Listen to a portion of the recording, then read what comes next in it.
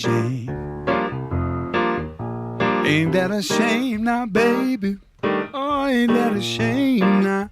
Oh, yeah. Oh, yeah. Oh, yeah. Oh, yeah. We are. All right, we're back. Hopefully we're back. And hopefully we have sound and vision. We shall see. Chris, did you say there was a question about Jerry Lee Lewis? Yeah. You're going to have to remember it. Here. It was if you had met him and if you have any stories. I did meet Jerry Lee Lewis one time. Well, I don't know if I actually, with meeting him is quite the right word. I encountered Jerry Lee Lewis. He wasn't in a very good mood. And it was at Tramps, this great club I used to play at when I lived in New York City. And Tramps had all kinds of New Orleans acts, and I used to get hired to put together the bands for guys like Ernie Cado or Snooks Eaglin or Jesse Hill, Tommy Ridgely, Eddie Bow, people like that. And I would often open up for Mac Revenack or Alan Toussaint or the Meters. And on this one occasion, I got hired to open up for Jerry Lee. I guess they figured Jerry Lee was from Louisiana, piano player, so I was an obvious choice to open up. And so they had a sort of cavernous area under the stage, a dressing room. And we were sitting there quietly. We'd done our sound check, and we were just hanging out. And then the door was kicked open very dramatically and kind of rocked on its hinges. And in walks Jerry Lee Lewis. Really, I don't know if he's in a bad mood but it was the killer. The killer was in the room, and the electricity level went up by about 3 million volts. And he just kind of looked at each one of us one at a time, stared into it, and then just shook his head and stormed out. He didn't even say a word. But that was my one encounter with Jerry Lee. And he did a great show that night. But yeah, it was very, very apparent that he was in the room. He was definitely a presence. Yeah, it was good, really good. I stood just a few feet away from him at the edge of the stage, watching his hands all night as he did his thing.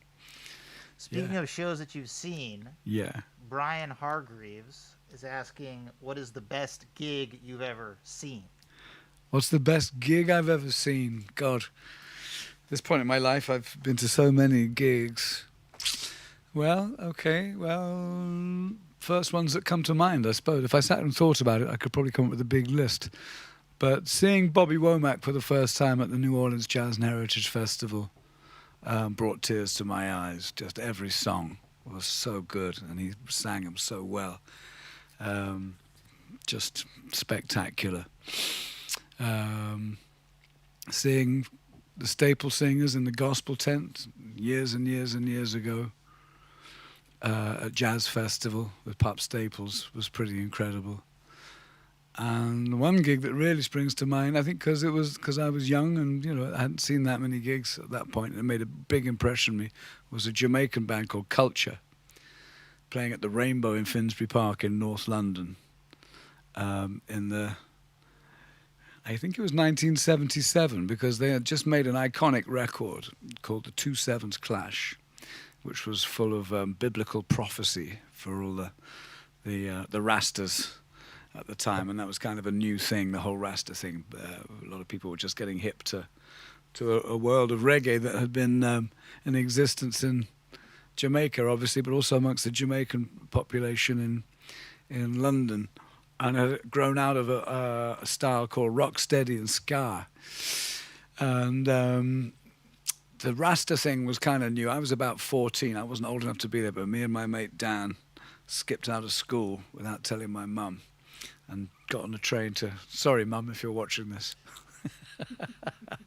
We got on a train up to London and went to see this gig, and it was a big deal. This band was a huge band in Jamaica. They were being backed by the Revolutionaries, which was Joe Gibbs' session band in the Joe Gibbs studio in Jamaica. And it was like a religious festival. There were almost more people on the stage than there were in the audience. And there were hundreds of police lined up in Blackstock Road in Seven Sisters Road outside the gig, and I think somebody actually got stabbed and killed that night inside the venue. It was kind of Always an a weird indication of night. a good It was, gig. yeah. And there's me and my mate like looking very out of place. But boy, it was an incredible show. That was a pretty amazing show. If I sat here and thought for a few minutes, I could talk for the rest of the hour about great gigs I've seen. But one more was because Walter Washington was here the other night. We used to play, and we talked about Dorothy's Medallion Lounge. But Dorothy's son opened a music joint in Tremay, which is now a soul food restaurant called Iggy's, I believe. Is it called Iggy's? Little Iggy's or something? Izzy's. Izzy's, yeah, I can't remember anyway. Izzy's? No, Izzy's. Yeah, Izzy's. Izzo's.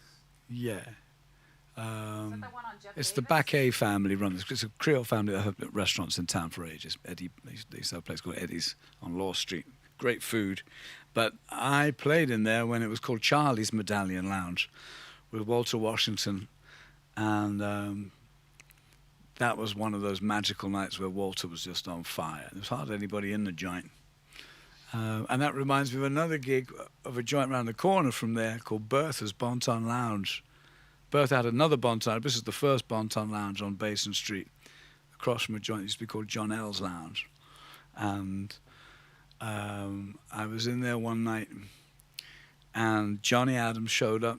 Walter was playing. I don't think I was actually playing. Maybe I was playing. But Johnny showed up. Benny Spellman showed up. Ernie Cado showed up. Tommy Ridgely, Jesse Hill, and I think Earl King just all happened to be in the bar that night, coming out for a drink. And at one point, they were all up on the stage, just clowning and singing, passing the mic around. That was New Orleans R&B royalty. And there were about 5 people in the joint, including Bertha, who used to have the most wonderful fingernails, beautifully manicured. And if you could actually stretch them out, they would have been about 9 inches long. But they just, I don't know how she actually ever picked up a cigarette or a glass or anything. Anyway, there's a few for you for the book. There was also, totally different. But when we were in Ukraine last summer, that Chick Corea gig was pretty sublime. Yeah.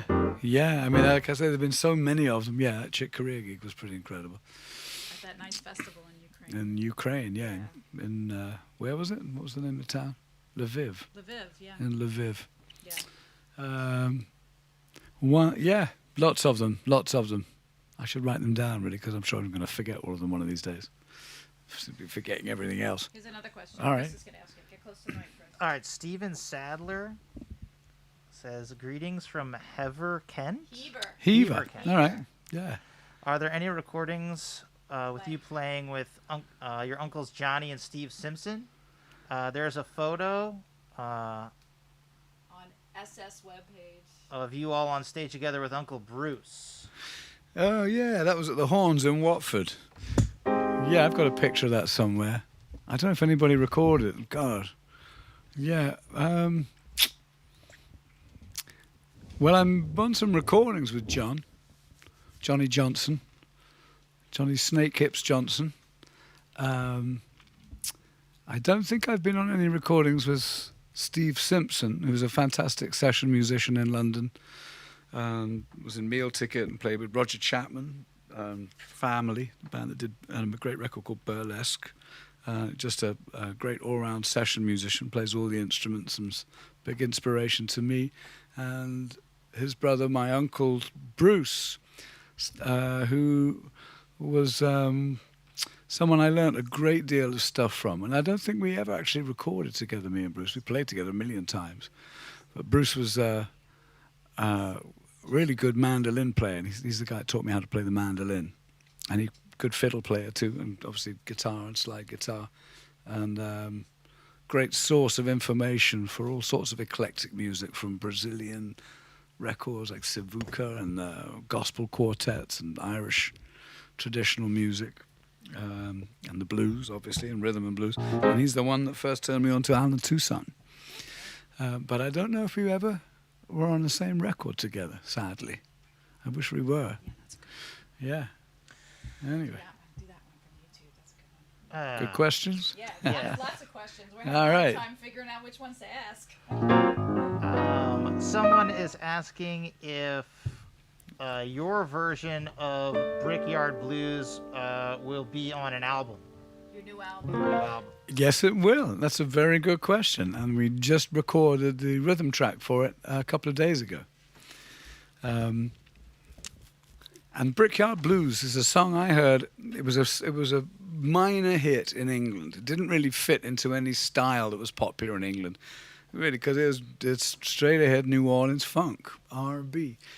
The singer was Frankie Miller, who I mentioned earlier on. Someone asked me about who my favorite singers were.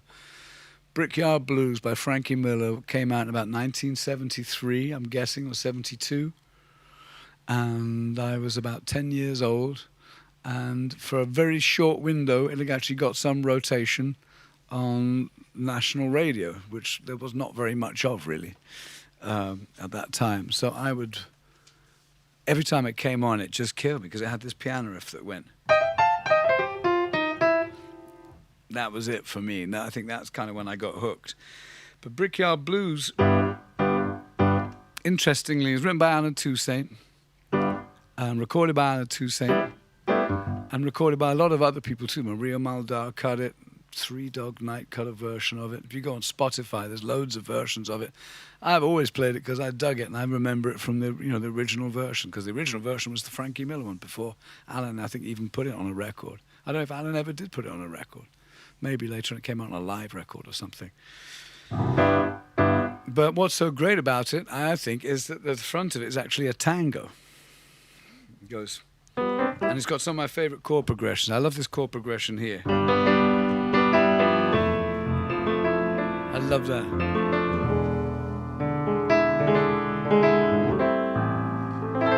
And it does this thing here.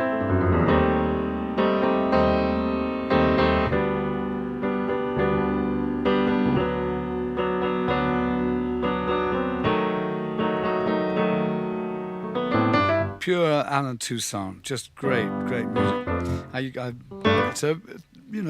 It exists in other songs too, that chord progression. In one I wrote, actually, called Smiling a While. I saw you, and I knew, I want you always, always. That's mine and Chris's favorite song that you do. Oh, it is? But Brickyard Blues goes, well, I'll play it down here, because singing early in the morning is always a bit strange. I sing in nightclubs, not at home in the afternoon.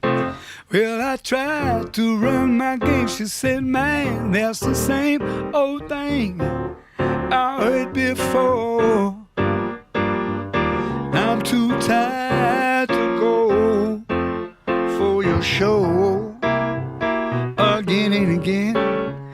I started to explain. She said, man, I ain't said what you're playing, just can't make it, and I'm too tired to fake it anymore.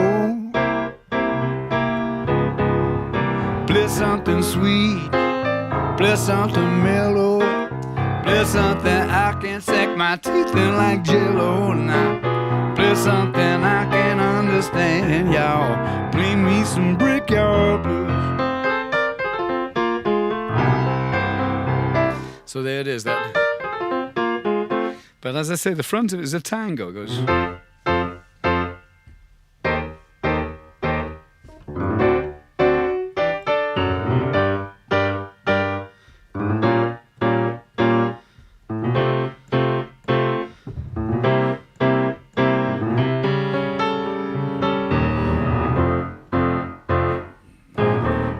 And what that does is it builds up tension, because it builds up this sense, it can't go on like that. It's got to give at some point. It's like a dam is about to burst. And when it does, you get that. Play something sweet, play something mellow, play something I can sink my teeth in like Jello. Play something I can understand. It keeps the tension going. Play me some Brickyard Blues. Brilliant, just brilliant songwriting. But what we did with our version of it, and you'll get to hear it at some point, because we're just getting started making this new album. AJ, the drummer, had a great idea. He said, why don't we I said, I want to cut it because it's so much fun to play and people dig it and it's a great song. But its point is kind of reinventing the wheel when it's been covered by so many people. And I went on Spotify just to look, and there's loads of covers of it, most of which I wasn't all that keen on because I like the Frankie Miller one best, and I don't think that's beatable. But we had an idea. All right, well, why don't we flip it? So we play the verse as a funk thing, and then put that tango thing on the chorus. So now we're going to play it with like a half-time groove. So, well, I tried to run my game. She said, man, that's the same old thing I heard before. I'm too tired to go for a show. Said it again.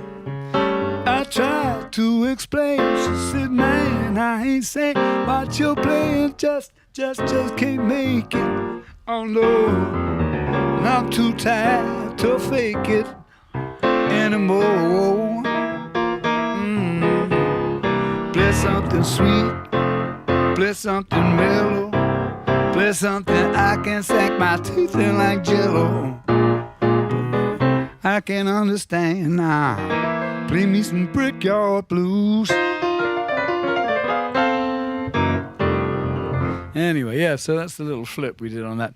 And the song is kind of interesting. The lyrics are pretty wistful. It's almost about the long-suffering wife of a musician. Gee. I'm not really suffering now. And I always meant to ask Alan, it was too late. People pass on and they leave us. And then you think, man, why didn't I ever ask him? All the chances I had, I was always trying to think of something insightful to say or impress him with. I just never. About the long-suffering wife, or is that more like what do you want the girl to do? That one, I always wanted to ask him who that was about. That was kind of yeah. But this one has humor. Alan Toussaint, a lot of his songs had a lot of humor in them. But yeah. So yeah, it's going to be on the next record. We got Crystal Lid from YouTube and I don't know how to pronounce his last name. Randall Sakara from double question. From Two questions Facebook, combined. asking you to describe the two different keyboards you have there.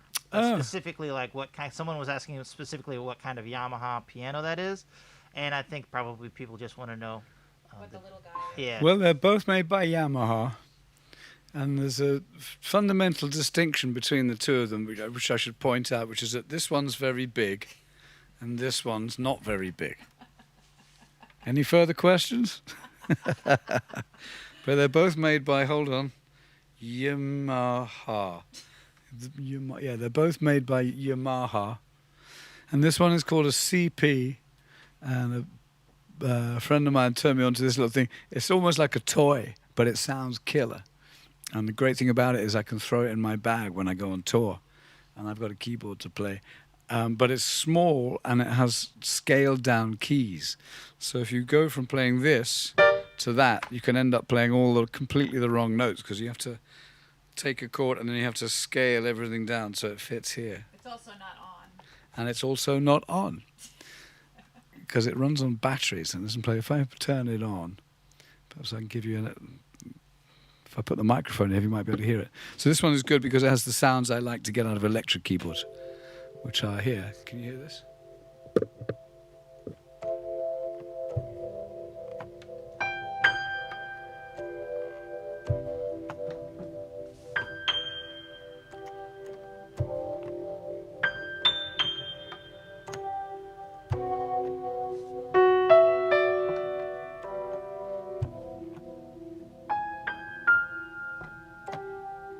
That's one sound. Then if you want to get funky, you got this.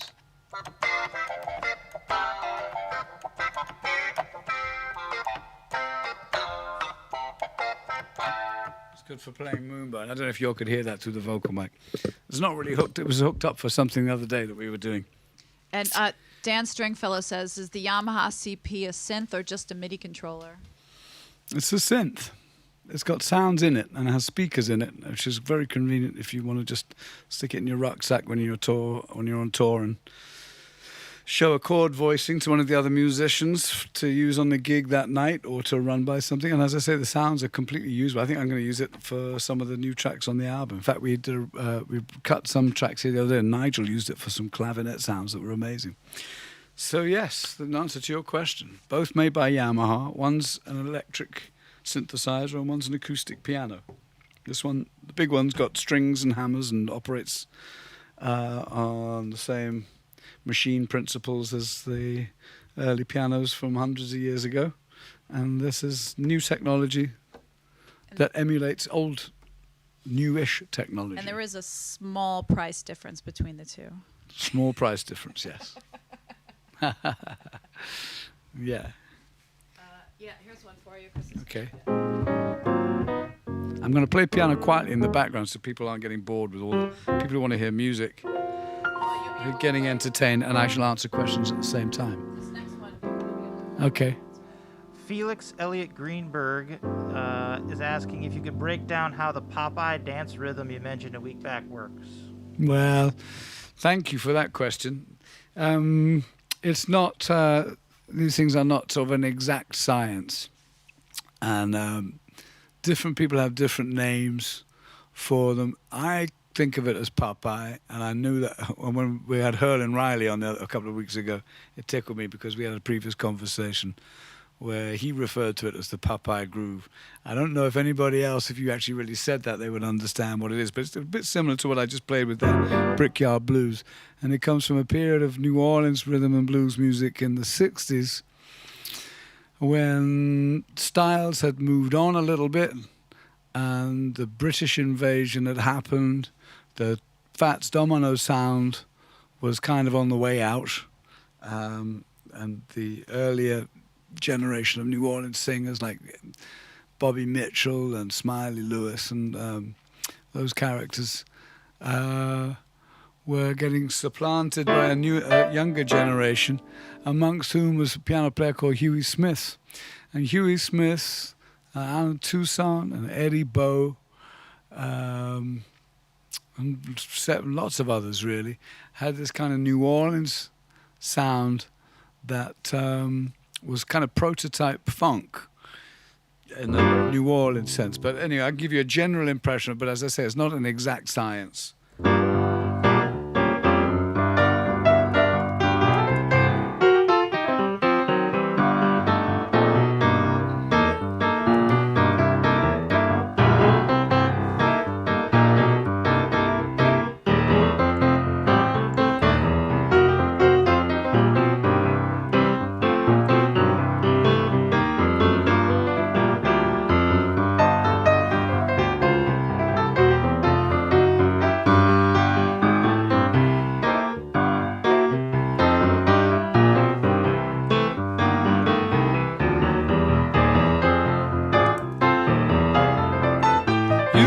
Check, Mr. Popeye.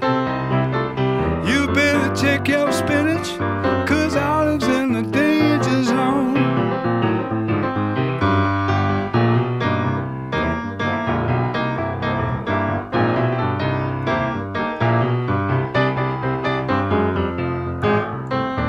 So you can kind of associate it with, well, don't you just know it? Huey Smith, and the one I was just singing was Check Mr. Popeye by Eddie Bow. And there are a whole bunch of Popeye tunes that came out, and a dance that came out called the Popeye, which was just a New Orleans dance craze. But really, I was associated with this kind of left hand, which is a bit like the kind of oompa sousaphone or tuba style. And tuba's obviously an important part of New Orleans street music. When you're playing that, it's very straight. But with your right hand and with the drums, you can put some little funk in the cracks, like.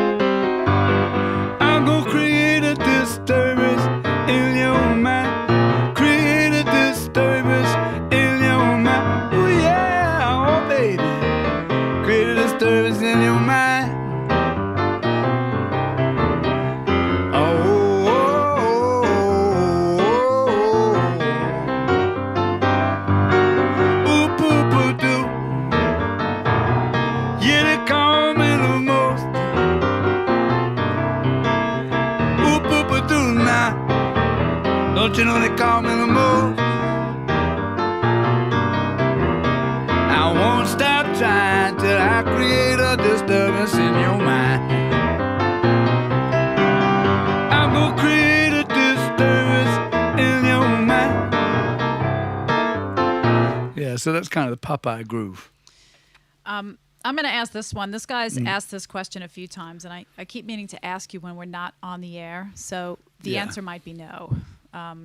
So Robbie Mendelson says, if JC has a solo arrangement of It's a Big Army, I'm hoping he will play it. It's a big army. That's something we did on the John Scofield record. I'm a soldier. I think it's based on an old gospel tune called I'm a Soldier in the Army of the Lord. And then John did a kind of little arrangement of it and called it Big Army. I'm a soldier. So, honestly, it's a long time ago, and I don't really remember, but I think it was probably one of those churchy kind of grooves. So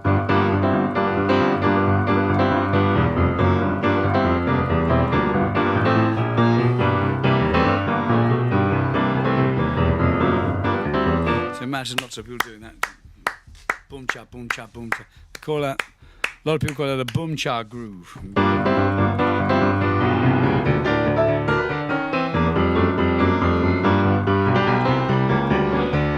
Yeah, I'm a soldier in the army of the Lord. I'm a soldier in the army of the Lord. I'm a soldier. That's all I can remember, actually. We had an absolute monster general tune called Getting Crazy Up in Here, which has that same thing. It's a 2/4. It's a 2/4 feel. 2/4 means 1 2 1 2 1 2 as with 1 2 3 4. It's dung chak dung. It's very kind of frantic, and it's what they play in church when it's the musical equivalent of turning the flame up full on a pot of boiling water and watching it all boil over. That's kind of what you do if you want to just crank it up and get to fever pitch. It's a great groove for getting people up on the floor. But as a piano player, you're faced with the challenge of having to emulate what a whole band does. And if you're in church, a Baptist church, you'll have the bass drum and the snare drum going boom chap boom chap boom chap boom chap boom chap boom chap boom chap boom chap boom chap boom chap. So, and then on the top of that, the piano's playing the accents.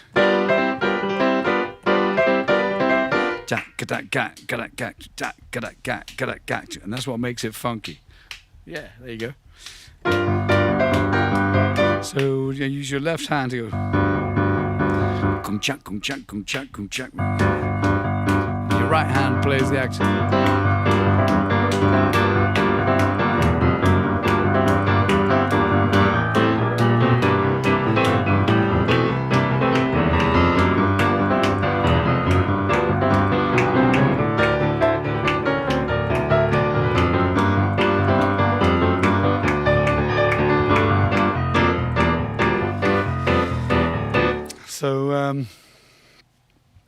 So I don't know if there are any lyrics to it other than I'm a soldier in the army of the Lord. I think it's just a chant.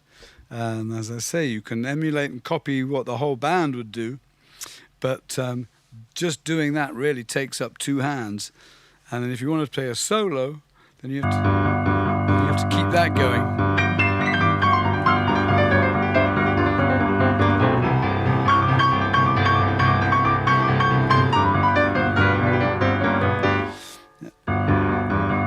That gets a bit boring after a while, so the temptation is to walk it.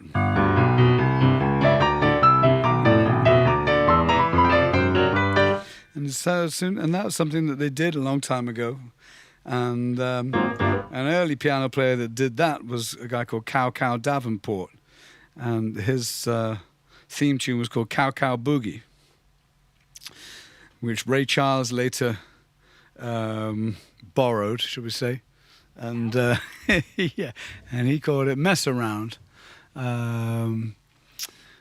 the mess around, do the mess around. Everybody get down, and everybody do the mess around.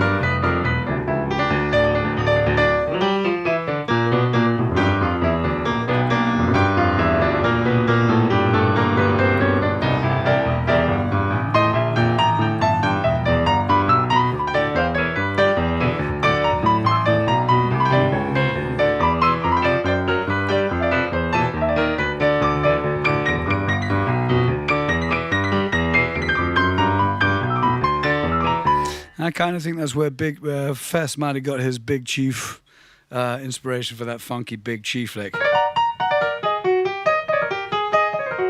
Because if you listen to the turnaround, everybody get down, everybody do the mess around.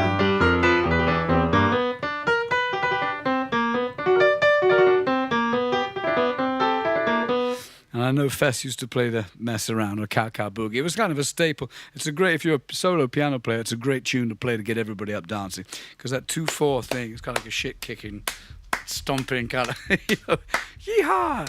And they kind of, you hear it in country music, you hear it in old spiritual music from black churches. It just is get up off, it's the tune that gets everybody up out their seats and having a good time. Yeah. You want some requests? Sure. There's two. You Not ready? rude ones. Every time. Johnny Adams, Reconsider Me, or Something You Got? Oh. Baby, reconsider me. I'm flying by the seat of Pat. I'm just trying to remember it from. I can't help myself, oh baby. Oh, can't you see?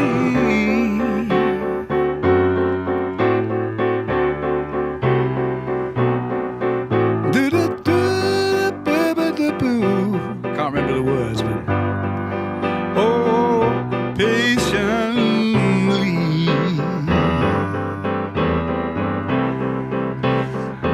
Oh, baby, baby, baby, baby, baby, please, please reconsider me.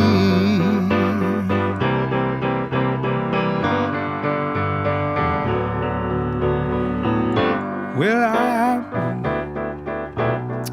I wish I could remember the words. Something about the good life. I wish I could remember the words. It's a great song. I played it with him 100 times, and he would do this swooping falsetto. He had the most amazing falsetto. Just incredible set of pipes. But interesting, that song and a few of the songs he wrote were really, I think he sang them like country tunes. I think he liked country music. And it became R&B because of that triplet thing. And the bass line, which goes back to Fats Domino and Smiley Lewis. But these records were from the late 60s and sometimes early 70s. And you could play them as a country tune. Baby, reconsider me.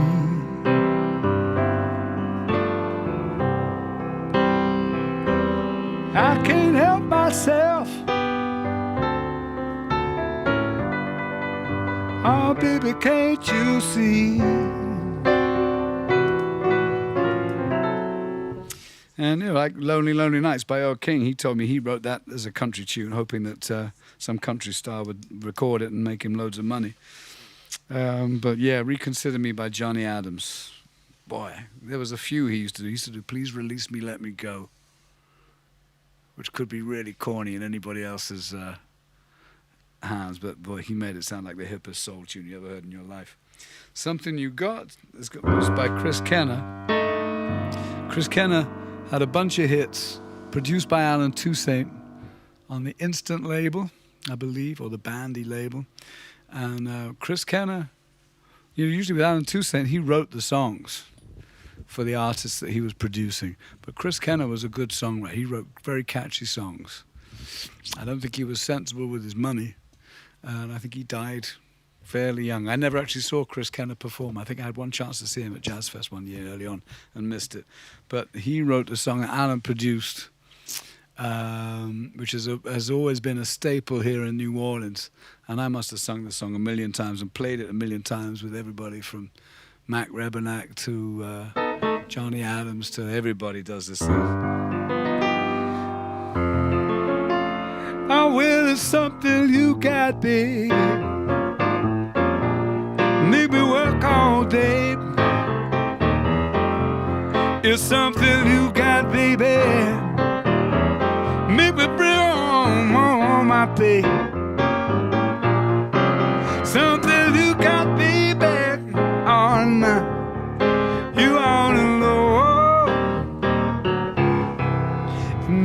say, my, oh, oh, I love you so.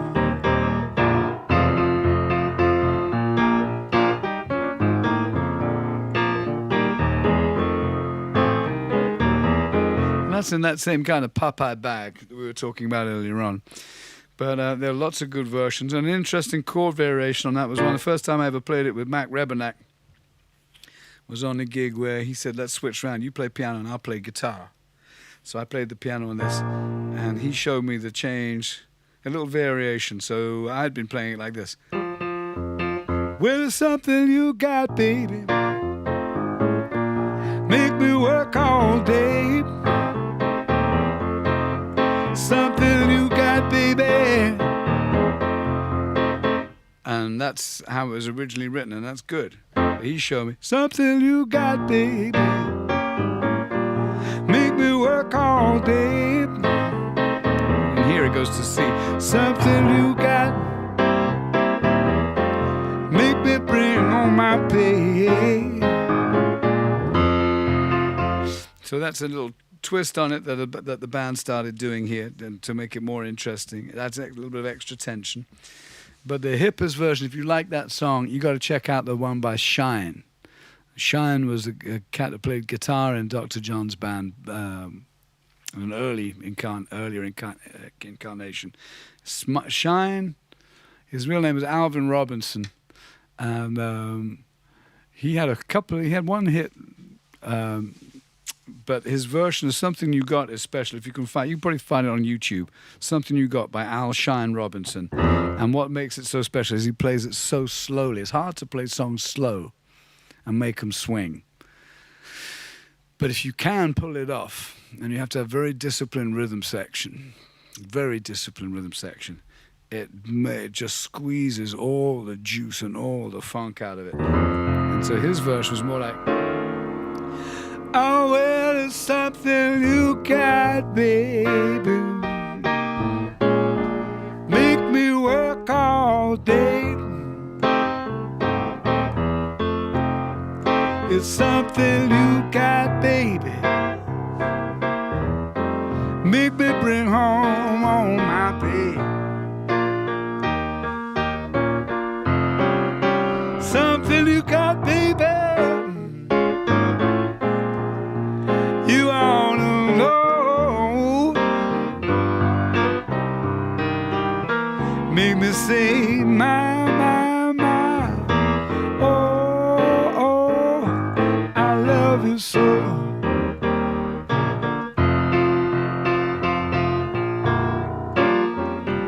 It's hard to play it without speeding. You want to speed up, but it's so disciplined. And I was in the studio doing a record with Jerry's great slide player, whose name has just completely escaped me. How stupid. Forgive me, Jerry, if you're watching. Anyway, it was a great session at Party Street where... Douglas? Yeah, Jerry Douglas. No, Jerry Douglas? Wait, slide player? Yeah, no, not Jerry Douglas. Is it Jerry Douglas? Anyway. Doug Bullitt was playing? Yeah. Jerry Douglas, yeah, really great slide player. And they cut a version of that with Mac playing piano. I played piano on some of the songs. Mac played piano on that one. And they brought in some New Orleans horn players. And I think Eric Clapton actually ended up singing the tune. I think I sang. Shine version, he's got like the horn that follows the vocals. So it's a cornet. So it kind of fills up the space yeah. On this thing, I think I sang it, and then my voice was replaced by Eric Clapton. Eric Clapton ended up actually singing it on the record. But check, that's a good version too, and you can hear Mac playing the piano. But yeah. Oh, look, a shout out to Lucinda. Toyshi's Lucinda. Ah, hey, Lucinda. Hey, how are you? All right, you want some more requests? Yeah. Okay, so Just a Little While to Stay Here, Unnecessarily Mercenary, and Bonnie Raitt's soundcheck version of Jailhouse Rock. You need Ricky Vitar for that one. Oh. That what he does with drums? Yeah, who saw who requested that? Who's that? I don't know. Where is he? Brian Hargreaves. How do you know that? Yeah. Oh, that's just a silly thing when Bonnie with the I'll guitar do player. Guitar part. Yeah, all right. It was like, yeah.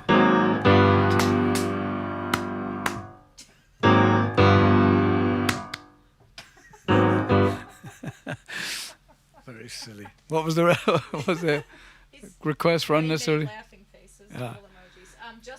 Just a little while to stay here. Oh, okay. Just a little while to stay here. Was that Mahalia Jackson? I think it was. They were asking for the John Scofield version. Yes, I cut it with John Scofield on a record of gospel tunes.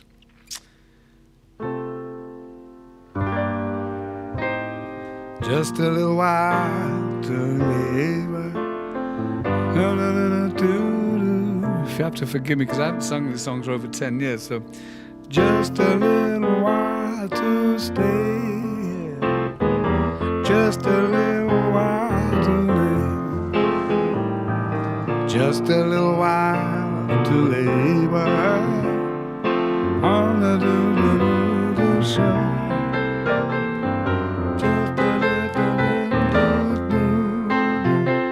I can't remember the words, and I'd hate to do a disservice to Mahalia Jackson.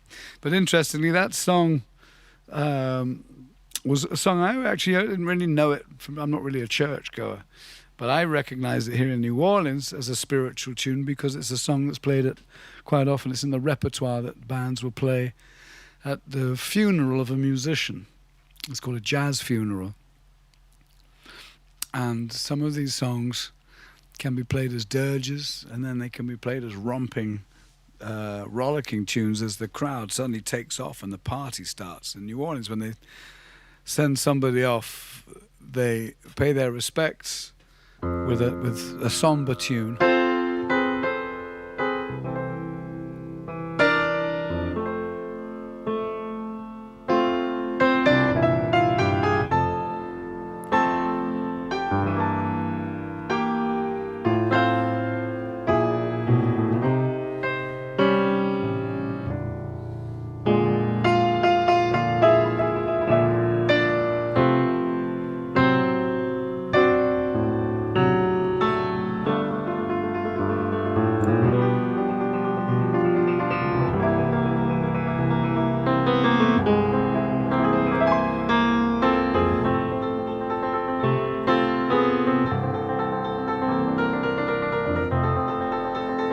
So it serves really well. It can be very sad. You can squeeze all the melancholy out of that. But then 10 minutes later, you might be going down the street at a roaring pace going...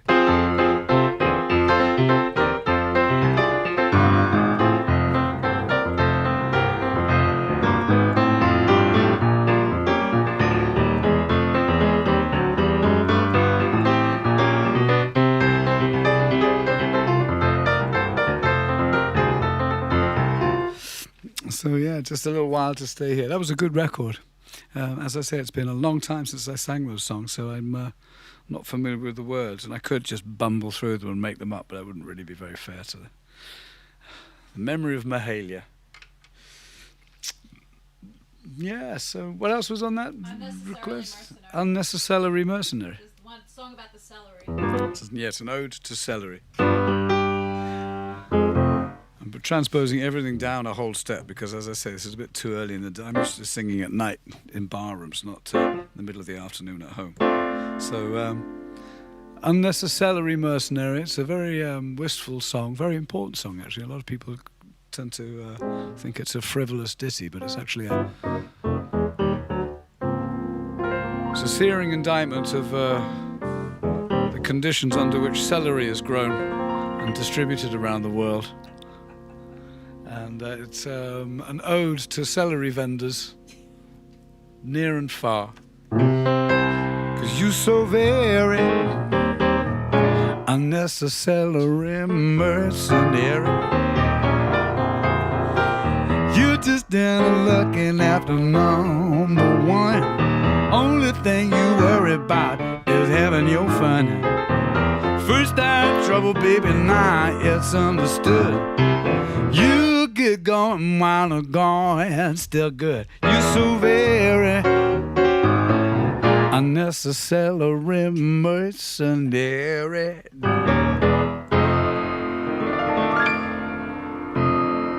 And on that bombshell, I think it might be time. Thank you, everybody, for tuning in. I'm going to be back here on Tuesday. Just me this time. I'm taking a break from giving the guests a break, really. There's a virtual tip jar. If you enjoy these shenanigans on Tuesdays and want them to continue, as I do. Today's Thursday. Today's Thursday and Tuesday. Then it's very helpful and I would say thank you very much to those people who generously contribute to the virtual tip jar, to which we now have 163 members. It's kind of like an online fan club and a subscription service, which will allow me to release some kind of music that usually wouldn't come out on records. And I'm going to be putting up the demo version of Moonburn. That's the first song I started playing, that one.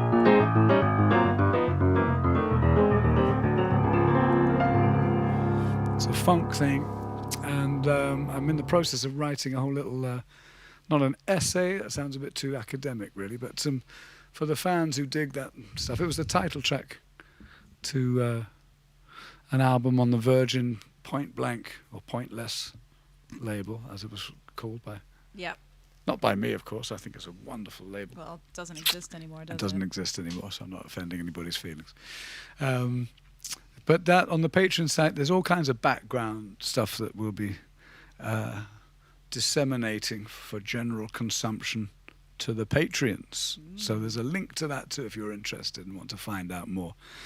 Thank you very much. Thanks, Chris Norsley, for coming in and manning the control them. See you Saturday. Who must be obeyed at all times. We'll be water skiing and enjoying all manner of frivolities on the out in the big briny sea. Yeah. So thank you. See you next time. Hope you enjoyed it, and thank you for sending in all these questions.